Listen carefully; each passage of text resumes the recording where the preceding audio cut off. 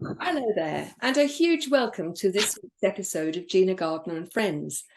Today I'm joined by a spiritual teacher and counsellor. She is Kat Orme, and she does amazing work with helping people, as she calls it, get unstuck.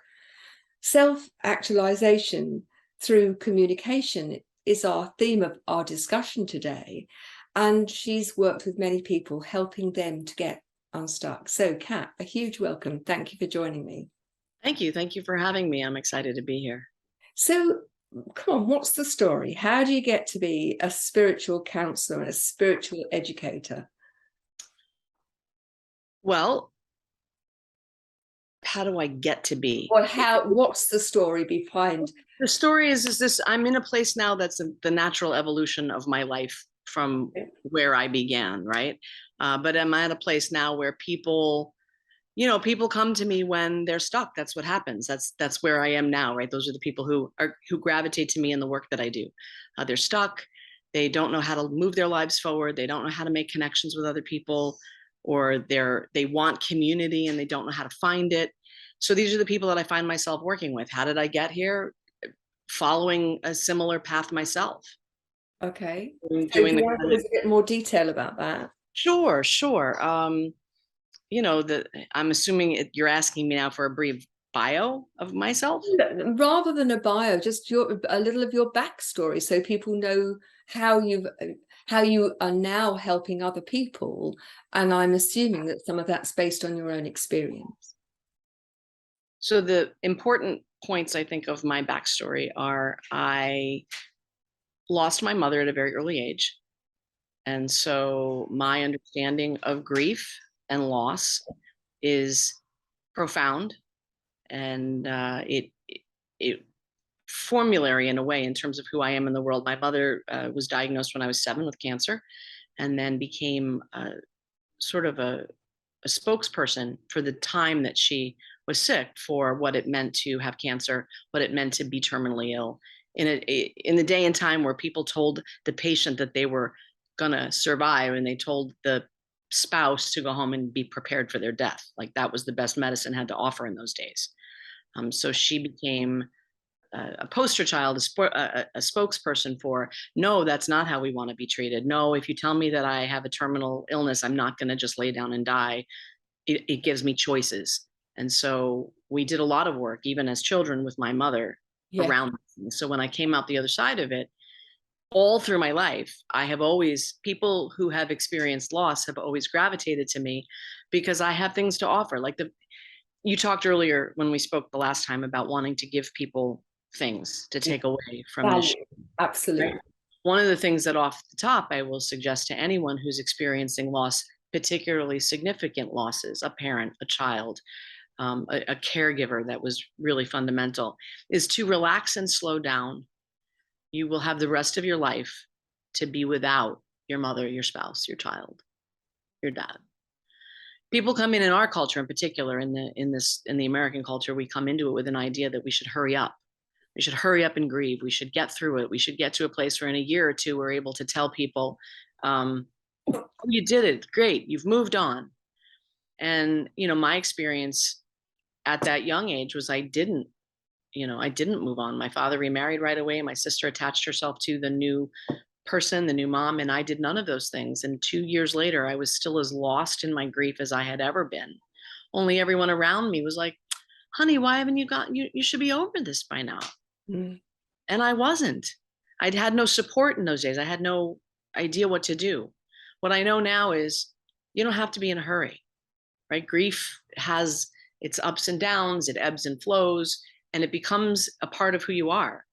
And it's okay, right? That's the message we don't get, is that it's okay to grieve, to be angry, to be sad, to not want to get out of bed some days. And that's part of grieving, and it's okay. It's really interesting, and thank you very much for that, because the things for so many people going through grief, they're dealing not only with their own grief, but the attitudes that other people show to them. So things such as they'll cross on the other side of the road rather than speak to you because they don't quite know what to say, or they'll brush over the grief.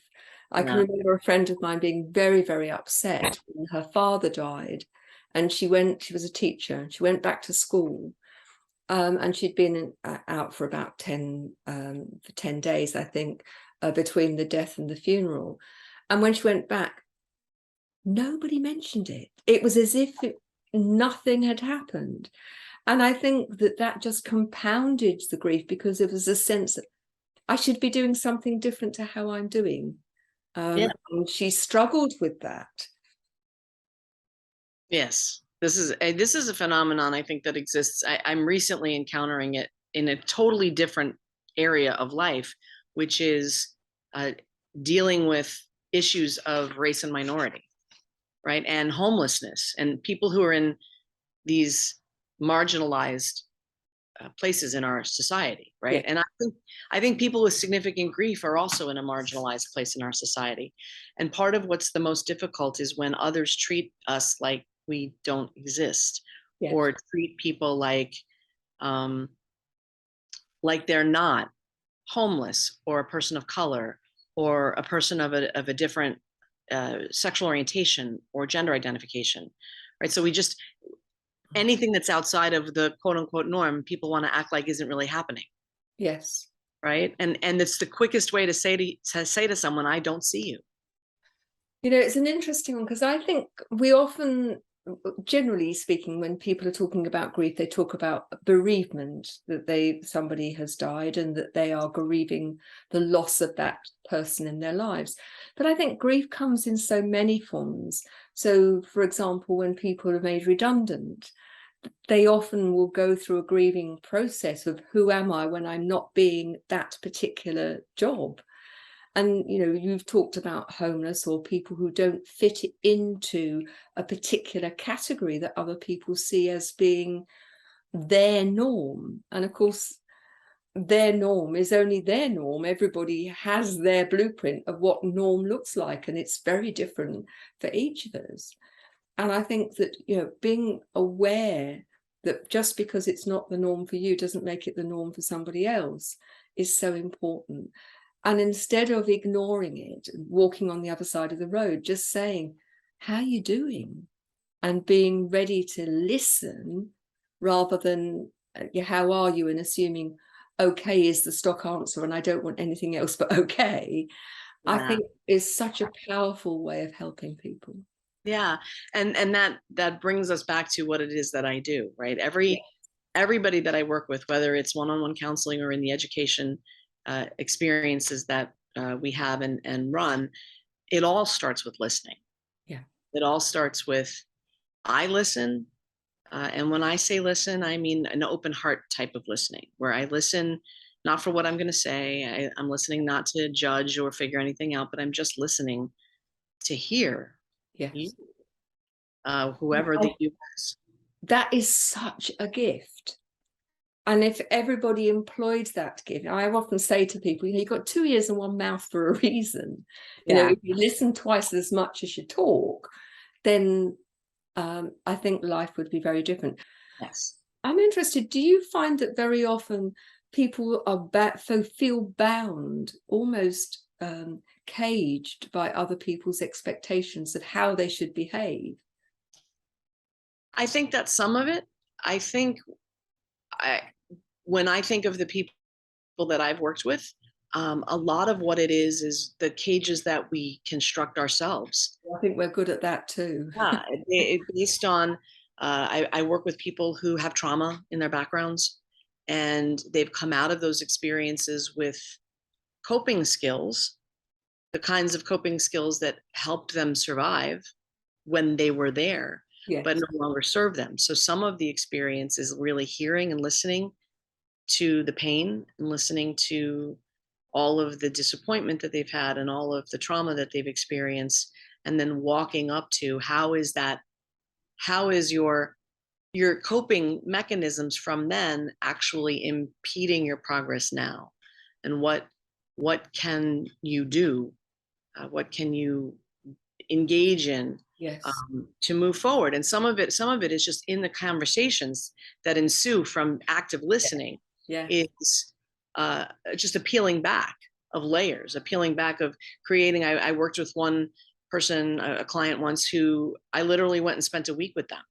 I don't, my work is not really that well done by come and sit with me 45 minutes for once a week.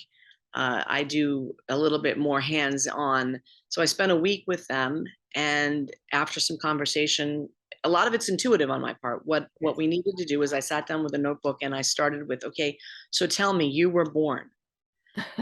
And he spent 3 days telling me his story chronologically, all of the aspects of what was going on, as a way of understanding the things that he had come with as his issues. He was having difficulty with a partner. His partner was having difficulty with drug addiction and trying to recover from that and not doing very well. And so these were the issues. And then there were some health issues and some parent, dying issues. And they didn't know how to fix them or move past them. They just knew they were caught up in them. Yes. So when we sat and we went through his life chronologically, his own story began to make sense to him. Yes. Right, in a way that it hadn't when he was just looking at all the pieces alone in his head. By creating space for all of it to come out, Yeah. like dump it all out in the space between us and sort through it. And then ultimately, the work that I do leads people back to, when I say spiritual, it's because I don't really fix anybody, right? I believe that the power in the universe, God, Great Spirit, universe, karma, whatever is your sense of a power that's greater than you, Yep. what does the healing? We just need to put ourselves in a position to avail ourselves of that power. So usually there's a certain degree of self-awareness, there's a certain degree of humility, there's a certain degree of connectedness with ourselves and our others that create a connectedness with the universe. And then that is the entity, that's the spirit, the energy that comes in and does the healing. You We know, just have to make ourselves available. yeah, for me, I think that so much is about how we interact with ourselves and the stories that we make up. And I think, what you describe is an opportunity to actually unpick the events and to speak those events to somebody else in a way that doesn't get caught up in the stories that we make up ourselves about what's happened and why. And usually there's at least an element of that we've done it wrong and we should have done this or we shouldn't have done that, and if only we behaved in a different way, we'd have a different life. Whereas when you take away the story and the emotional charge, then you have the opportunity to look at it in a very different way and in a more resourced way, and having somebody there hold the space for you, which I think is what you do so wonderfully, is that you're giving people permission to let go and be in that safe space and to explore, but knowing they're not going to get lost in the story. Yeah. Because you're going to act as a guide to help them find their way through. And I think it's really magical. Thank you. I agree. Because I like when in the educational intensives that we run, we have a 3-hour foundational course where we have people in advance do introspective work. We send surveys out where they do introspective work that they come to the event having gone through. And then we take people through a series of curated questions that they engage with someone they've never met before. Yep. And they converse through these series of guided questions.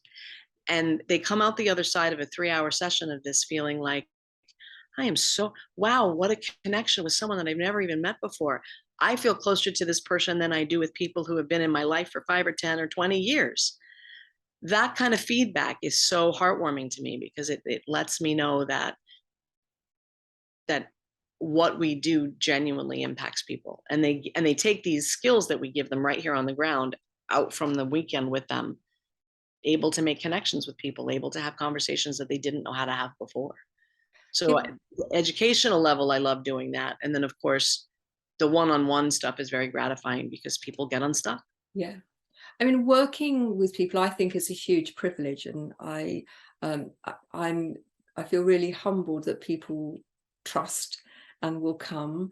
But I do think that opportunity to speak to somebody that hasn't got that emotional involvement that you're not trying to say things in a way that doesn't upset them, that you're not trying to balance other people's agenda with your own agenda, that you can, once you're feeling comfortable, that you're able to just take out all of those things that have been going around in your brain and your emotional trunk, and unpack them, and then look at them and decide whether they're worth keeping or whether they need something, some further action to deal with them or not.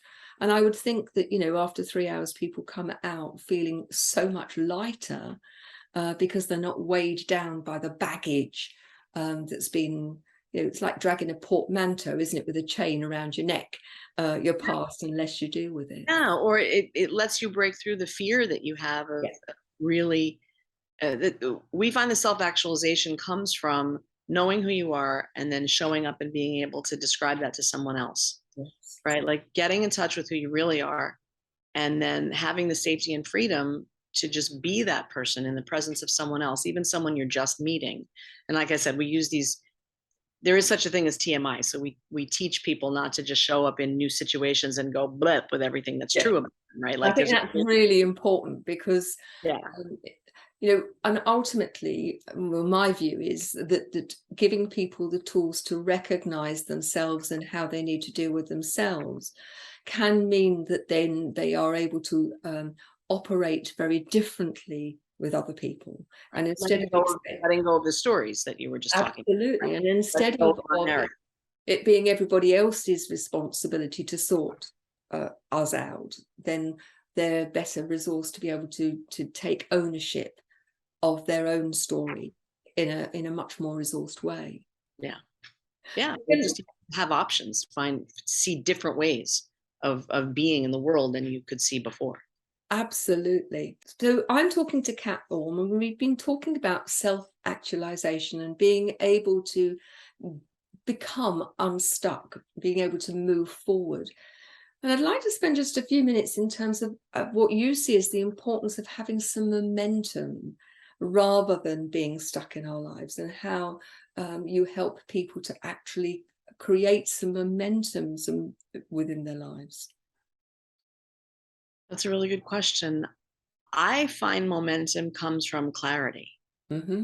I think a lot of what happens when we get bogged down in our stories and our narratives and the feelings that we still have around the stories and the narratives, the challenging feelings, keep us from seeing clearly the next right action, right? When we can get past the stories and past the feelings and see our lives for how they are right now, we can begin to do the next thing, and that creates momentum.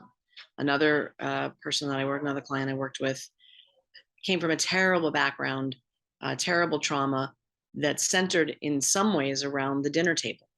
Okay. A lot of ill treatment. I won't, bog anybody down with the details, but suffice to say, they were horrible. I've never heard of trauma as challenging as this person had around that. And so I went and spent some time with them, and the way it manifested was they were unable to sit at the table with their family. They would cook and dance around and eat a little bit of food while they were cooking, and then serve the family and let the family sit and eat in a kind of a la la la sort of a way, like we weren't paying attention to what was happening, right? So as we began to talk about it, one of the things we did was go through the kitchen. There was lots of places where dysfunction was showing up around food preparation, food storage. The source of the trauma was this person's father. So as we went through, we decided to go through the kitchen. Let's go through the cupboards and see how things are organized. Things were cluttered. Things were not organized. And this was a big enough kitchen. This counter space was totally bogged down with things. And at one point I went up into one of the far closets and I said, well, what is this dish set? And the dish set was from their father. I said, do you like it? And they said, no. I said, why is it in your house? And there was a look of like, it had never occurred to them. No, not crossed their mind that they had a choice to get rid of it or not. So we started this just spontaneously. A lot of the work I do comes this way. Yeah. Talking about it, I didn't know going into it that this is what was going to be necessary, but we literally took 5 bags of things out of the kitchen to give to Goodwill. the lightness that's began to come from knowing that it was okay to let go of things you didn't want to hold on to anymore, but not knowing that's what you were doing. Create space inside yourself to know what the next thing is that you need to do. And this is this thing about, I'm helping you get unstuck, and then the spirit, universe, God, your intuition steps in and shows you what you need to do next, and you get the energy to do it. Don't you find it interesting how often an artifact, in this case a set of dishes, keeps the connection to something, and that can be really positive. It gives you lovely memories and triggers, this was wonderful, but just as equally it can be something that holds you stuck in the trauma of what's happened.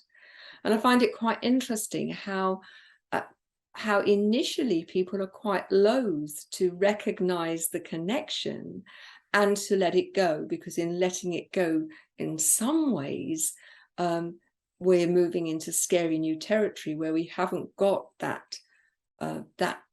chain, back to that chain holding us back to the past. And it brings us back to the thing you said earlier about grief manifesting itself in ways other than bereavement. Yes. Right? Some of recognizing a connection to something like a set of dishes, while it's a connectedness to negativity in the past, it's also a thin thread of hope that somehow childhood could have been different. And that you've survived, that, despite the connection to those dishes, I'm still here. The blessed dishes are still here, but I'm still here too. Right. And so it's just powerful to come to terms with where you really are, understanding what's going on with you, understanding where you come from, understanding where you are stuck. Yes. So you have choices. If you want to hold on to the dishes after you've looked at it like that, then great. Right? Once you have an active choice. You have an active choice. Prior to that, you have a set of dishes up in your cupboard that you feel enslaved by. Yes. Because you don't realize you have the choice of letting them go. Yeah. But going briefly back to the grief conversation we had at the beginning, my mum died 25 years ago. And when my father died, I inherited a lot of the crockery that she collected. My dad had no interest in it at all, but my mum had been brought up at boarding school from the age of 6. And one of her comforts was to have nice things. And so she had oodles of dinner services and glasses and goodness only knows what. And my brother, my sister and I had shared them out. And I'd moved and my house was not, didn't have as much storage. And in the box, there were 6 stacker boxes of crockery that were hers, that I didn't have room for. Most of it wasn't dishwasher safe. And I have to say these days, I don't want to stand washing at the kitchen sink. And I took some to the charity shop and I took some to auction. And that sense of, I'm okay now to let go of that. I don't need those to have the connection to my mum. I think, it's really interesting how we tend to associate things when in reality, all we need is our memories. This brings us to another point I didn't expect to necessarily talk about, but one of the things that I help people with is their understanding of what happens next. Yes. Life after death. Is there life after death? A great deal of people believe there's some kind of life after death. Yeah. If for no other reason than you still exist because I remember you. Absolutely. It gives us freedom. We have freedom to let go of crockery. Yes. Because we understand that I don't need crockery or anything for your spirit to still be with me. Yeah. Kat, I'm very conscious of time. I think you're going to have to come back on the show, and that's a whole new subject for us to explore on another show if you'd like to come back. Kat, where can people get hold of you? The easiest place to get hold of me is my website, Kink Collective, Kink Collective .net. Lovely. And I'd love to hear your story and hear about how you're doing and what you like on the show and things you'd like more of. So please email me at Gina, Gina, at Gina Gardner, Gardiner, and friends.com. So thanks so much for joining me, Kat. It's been an absolute pleasure, and you must come back. I will be happy to. Thank you so much for having me. And this was a wonderful conversation. Thank you so much. Thank you. And please do join me in the next show.